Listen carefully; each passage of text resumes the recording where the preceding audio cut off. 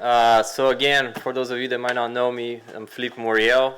I'm an associate professor here at the center, and we work primarily with nutrition and management of beef females, okay, how to improve their performance in our state, right? So today what I'm going to talk to you, it's a little bit, it's a very new topic for us, and actually anywhere. If you start looking online, you will not see any information like this.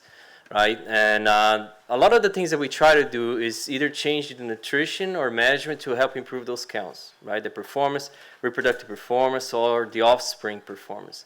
So a topic that we have focused a lot in the last 4 years is fetal programming, right? So how the management during gestation can affect how the calf develops during pregnancy, and what's the implication in the future.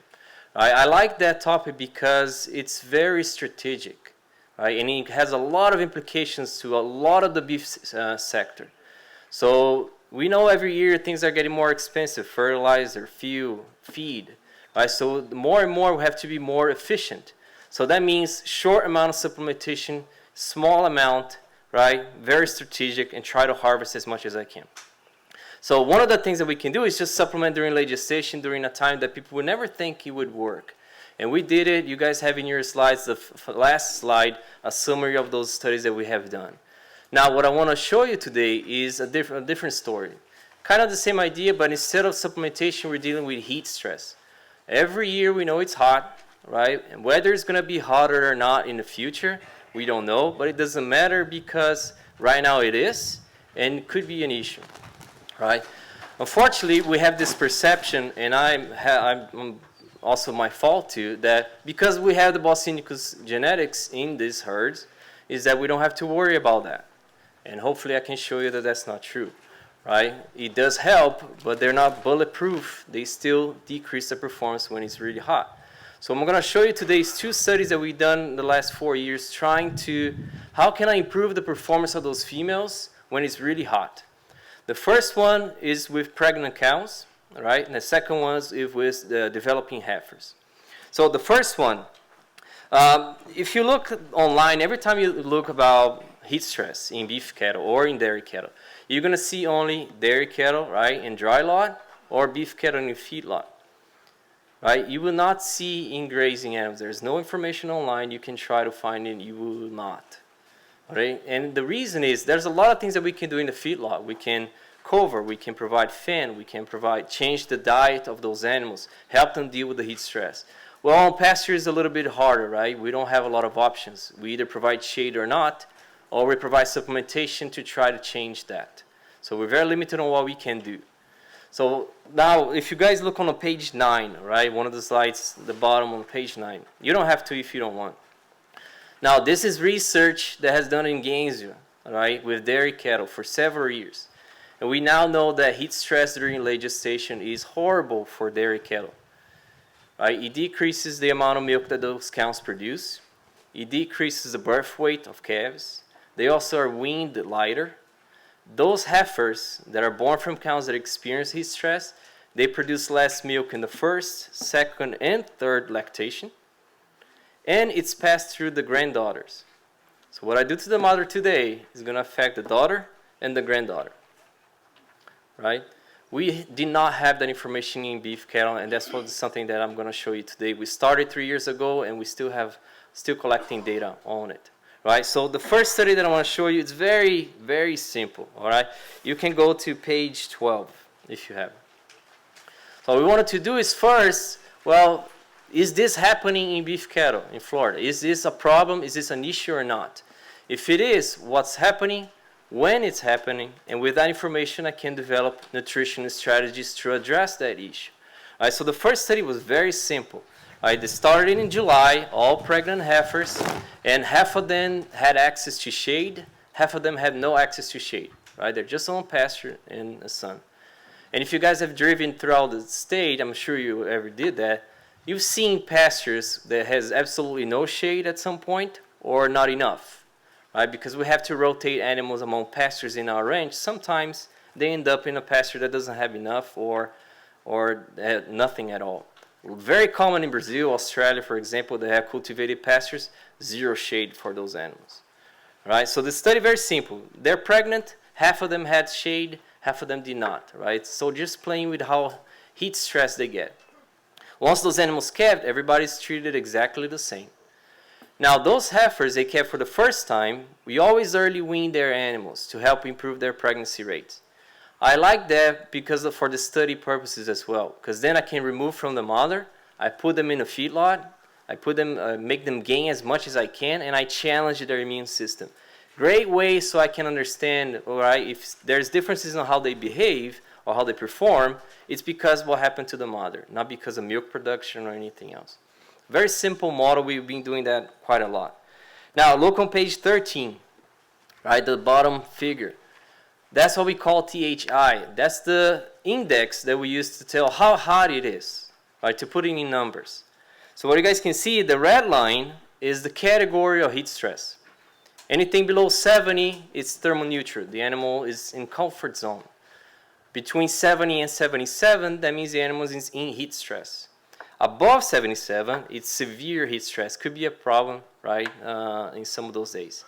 So now look at the solid lines, right? The black one is the average THI that we saw in the day. The green line is the lowest THI of that particular day, and the blue line is the highest. So what you guys can see is that when they are pregnant and right before calving, the average is always within the heat stress zone. For several hours of the day, they were in severe heat stress, and even at night, they never had a chance to cool off. It was always within that heat stress level. Right, so we all know that it's hot, but this is just to give you an idea how hot it is. Now, once it calves, of course, it gets cooler. It helps those animals, and it's not an issue at all. So the first thing we wanted to do is, all right, did it help? Did the treatments do anything or not? Is it working or not? Now look on page 14, the bottom figure. That's the internal body temperature of those animals. Now the orange line is the ones that did not have access to shade. And what you guys can see is that at the hottest time of the day, right, 3 o'clock, they are about 1 degree Celsius higher than those that had access to shade. And it got to a temperature of 104 Fahrenheit. Anything above 100 Fahrenheit decreases their reproduction performance significantly. Now, in August, is that a problem? No, because we're not breeding those cows, right? But at least this data show you how hot it got for those cows that did not have access to shade. Now look at the other figure, the one on page 15. Now what happens when the animals are really hot? They sweat more. But because humidity in Florida can be almost 100% every single day, the sweat doesn't do much. There's so much the heat that they can dissipate. After that, what do? They breathe harder, right? They start breathing a lot harder. So that's what we measure throughout the study. And you guys can see that those that did not have access to shade, they're breathing a lot harder than those animals. What's the matter with that? Try yourself breathing a little bit harder for a few seconds and see how much your heart rate goes up. That demands a lot of energy of those animals, all right? And they're also spending less time grazing. So the requirements are greater. They're wasting more energy with that. So when we look at looking at page 16, their body condition score. Combined, it's so hot, their internal body temperature is greater. They are breathing a lot harder. Very likely they're grazing less. What's going to happen to their condition score? They're going to lose a lot. They lose almost by the time they calved half to 3/4 of body condition score. Just to give you an idea, if I want to increase body condition score by that much at that time of the year, I have to provide 140 pounds of feed. Right? So just the fact that we remove the shade has dramatic effects on their performance. And you would expect that, but we wanted to cause those differences to see what's going on. So far, working as we thought it would. Then we measure their blood to see, oh, okay, is there something going on in their metabolism? Everything in circulating in the mother is going to the baby. Right? So what we found out is, yes, it does. They are a lot more stressed. There are a lot greater levels of cortisol, and this is horrible to have during pregnancy. It's not good, right? And they have lower hormones and metabolites that are associated with fetal development. So it worked the way we wanted, and it is exactly what happened in dairy cattle. Now what happened to the calves? So when we look at birth weights on page 18, calves are born from cows that did not have access to shade. They're 5 pounds lighter at birth. That's a lot, right? A lot of weight to be decreased at birth. It's not good. It usually correlates with health. But in this study, we didn't have any problems with that. Then, remember, we early weaned them, we put them in a dry lot, and we fed them as much as they could. Let's make them gain as much as I can to see if there's any differences. And it turns out now it was the opposite. Those that were born from cows that never had access to shade, they were born lighter, but they start gaining a lot more. Now, 99% of the perception that people have is because of the Bos indicus influence, nothing would happen. I thought it would happen just like in dairy. And up to 90% of the study, it worked. But of course, the Bos indicus always surprises us. And then we put them in the feedlot, they converted that and they gain a lot more. Also, if you look on the other slide, they also perform better in terms of immune system. More calves responded to the vaccination, they were less stressed if they were born from cows that did not have access to shade. So I'm not saying, please remove the shades of those animals, right? This study is just to cause those differences to see what's going on. We just never expected it would be that different. Right, now think about two things that I think what happened and why I recommend do not remove the shade. First, if you remember, they decreased their body condition score, the mothers, by almost 3/4 of a unit. Those are pregnant heifers that had their animals early weaned. And they, even though they lost more body condition score, they calved at a body condition score 5.5, which is above the optimal. So they were doing great, right? They could afford losing some condition without hurting them. And because of the early weaning, we increase their pregnancy rates very quickly. Now, if we do it in any other category of animal, mature cows, for example, or first calf cows, that would be a problem. That decrease in body condition score will decrease the pregnancy rates. It's always better to have two calves of 450 pounds than one of 600 pounds, right? So in other categories, you would have hurt their reproductive performance. The other point is those calves, the study was a short-term study.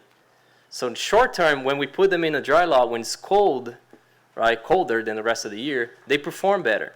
So what I think happened is somehow the challenge during pregnancy decreased the requirements of those calves later in life, and that's why they're doing better. But we don't know what's going to happen in the long term, all right, with those animals. So what I think also happens in dairy, for example, we change the environment to adapt to the animal, right? We put shade, fan, water to make them maximize their potential. In beef, they're being selected for that type of environment for years.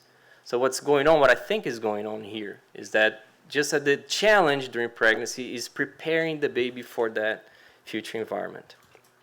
So that's where the other study that comes on, and this one is much larger, right? This is page 20. This is a study that was funded by the USDA last year. It's a large study. It's going to take 5 years, and we're going to measure a lot more than what I just showed you. So here the idea now is using multiparous counts, like older counts, and we're going to provide access to shade or not during late pregnancy from August all the way to November. Half of them have shade, half of them have not. Once they're born, everybody's treated exactly the same, all the way to July of the next year. In July, when we wean them, the steers are going to Texas to go to the feedlot. We're going to look at their carcass quality, performance in the feedlot. The heifers will stay here, and then half of the heifers within each group are going to be assigned heat stress or not, right? All the way until they calve for the first time. So very long term, we're going to repeat several years. The idea here is when I stress them during pregnancy, do I prepare them for the same environment or do I make it worse? Perhaps in the short term, it makes it better, right? They gain a little bit more when I don't have the heat stress. But what's happening in the long term? Well, every time we're talking about females in Florida, we have to think what's the impact on their longevity. How many years they're going to have being a herd? Doesn't matter if they perform better at the beginning, if the second, third year they're out.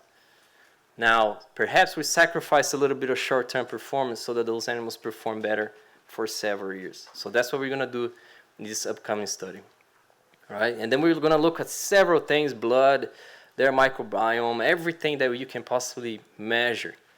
And that will give us an idea of where's the problem, what's going on, what can I do in terms of nutrition to help with that. All right? Now, the second study, that's more just related to nutrition. Now, this is for developing heifers. The same thing. What's the main issue with heifers? Not attaining puberty before the breeding season starts. Heifers that achieve puberty, they should have achieved puberty at least, and cycle at least 2 to 3 times before the breeding season starts. That's when you're going to have the maximum amount of pregnancy rates you could. They're sexually matured.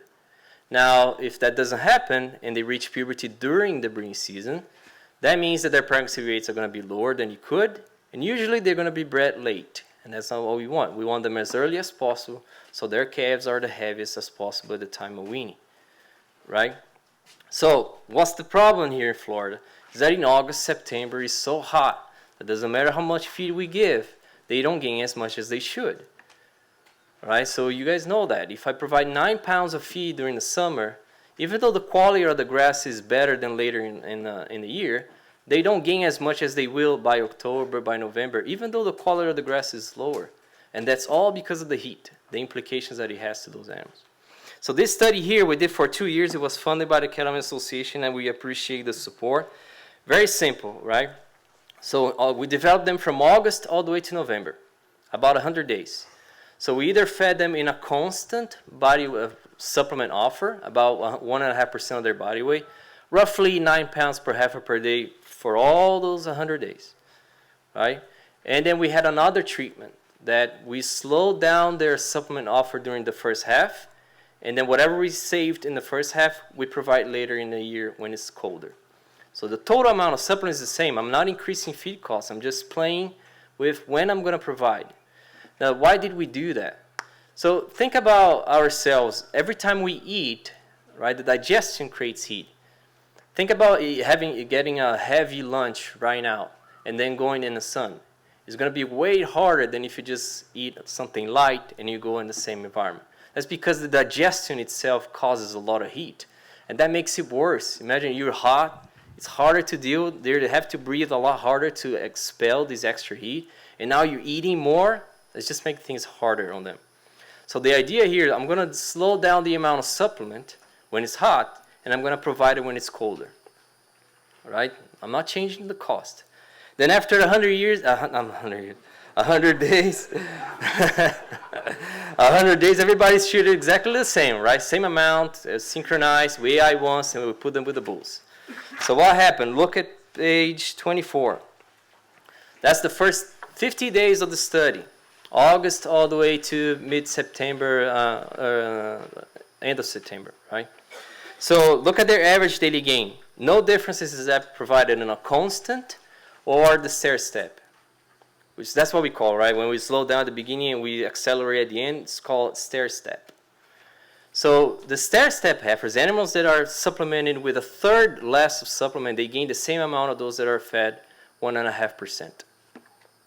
Now, why did that happen? Now, look again on their body temperatures on that figure. Heifers that were supplemented with more feed, they had greater intravaginal temperature. That means it got hotter on them. So that extra feed is making it harder on them to deal with the heat stress. They're wasting that extra feed. Instead of putting towards growth, they're just eliminating that, trying to lower their body temperature. Now look at the next 50 days, the bottom slide. Now the ones that are in stair step, they're eating at 2%. The control is 1.5%. But now we do have a differences in average daily gain, and those that are fed 2%, they're gaining a lot more. Why is that? Because it's much colder. When you look at the intravaginal temperatures right below it, there's no differences. Now the extra feed, instead of being wasted with heat stress, they're being converted into gain. So overall, there's 100 days, those animals that were supplemented on the stair step, less at the beginning, more at the end, they gain a lot more than those that are in a constant supplementation period. And they're about 15 pounds heavier at the start of the breeding season. We had no differences in their puberty attainment, but look at the final pregnancy rates on page 25. 95% for those in the stair step, 84% for those on the constant. Dramatically increased pregnancy rates without changing a dime in cost of supplementation. It will cost you the same thing to deliver 6 pounds and 9 pounds a day, right? But overall, in terms of labor. So just by shifting this supplementation amount, playing with what's going on in the environment, I can have a dramatic effect on their reproductive performance. So that's the kind of studies that we're trying to do here, right? It takes a lot of time, and hopefully you guys I know some people are applying this and they enjoy it a lot. There's some risk, okay, I'm not going to lie. The problem is if you take too much of the feed at the beginning and you try to provide later in life, they might not have enough time to catch up. If they don't catch up with the other group, it's going to be bad. Right? So the key here is just to slow down enough at the beginning and accelerate enough at the end. Also, if you have a short window to develop those heifers, less than 100 days, this could also not work very well. All right? But if you do exactly what we did here, I can tell you that it works. Anything different from that, I don't know yet. We haven't done any other alternative. Okay? So, and then just to finalize, you see the last slide. This is just a summary of the studies I presented multiple times. I'm sure you guys are already done seeing that. And I did include another IFAS article at the end. So it was just published. So you guys can read more about these pre-calving supplementation strategies whenever you have a chance. Any questions? Does that study include water as a cooling process in any way? Because to me, shade is a major factor, but also water, opportunity to cool in water Absolutely. is also a factor. Yeah, absolutely. No, it doesn't, just because I needed to keep the treatments as simple as possible, right? So a fair comparison. But we do make sure that there's no differences in amount of pond, water in the pastures, right? So we try to randomize the treatments on pastures in a way that that's not an influence. But absolutely, that's one of the things that we can do. Color of the animal. Yeah. Made a significant difference in the vaginal temperature. Yep. Did all your animals the same color, or? All of them will be black Brangus heifers, cows. And the reason is I wanted to challenge them. I wanted to make the hardest conditions so it's easier for me to pick up the differences and know what's going on. But this absolutely would minimize some of those effects. But at first, this is more exploratory, right, the study. We want to know what's going on. What's the easiest way for me to detect something is when I have the extremes. So I'm making the conditions not easy so I can find out what's going on. Doctor, Yep. did y'all supplement in the morning or the evening or constant time of day in your study? So for that study with the heifers, we always supplement in the morning. The reason that we do that is because it's a large amount of supplement, so they don't eat very quickly.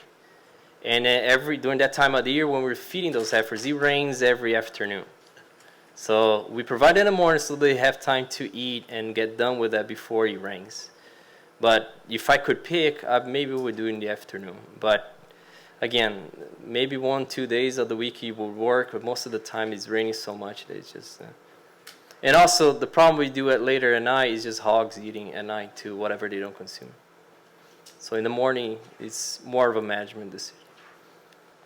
Right, I know that's not what you guys, it's interesting. I was very shocked with the results, the first study, to be honest. I was hesitating to show it for a long time. We even thought we screwed up. We thought that maybe we inverted something, we collected the data wrong or whatever.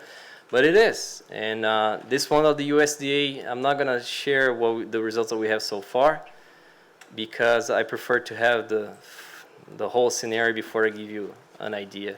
But it's been consistent so far. Okay. Any other question about something else too? Life?